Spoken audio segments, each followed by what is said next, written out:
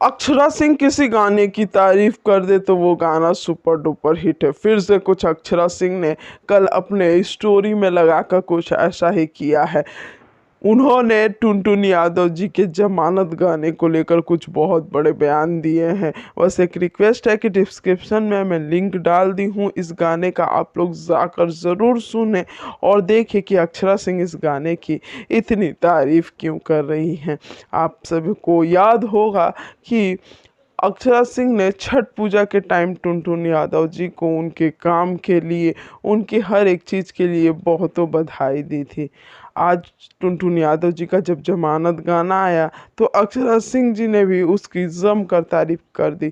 जब मैंने वो वीडियो देखा तो मैं भी अपने आप को नहीं रोक पाया इस गाने की तारीफ करने से। सच में गाने पे काफ़ी पैसे खर्च किए गए हैं, गाने को इतनी खूबसूरती से सजाया गया है, इतने डांसर हैं।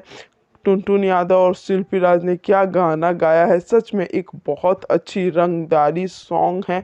भोजपुरी को एक इस टाइप के गाने की काफ़ी ज़्यादा ज़रूरत थी। तो बस आपसे रिक्वेस्ट है कि आप गाने को ज़रूर सुनें। डिस्क्रिप्शन में लिंक है JMF भोजपुरी पे भी और गाने को अपना प्यार देना बिल्कुल ना भूलें।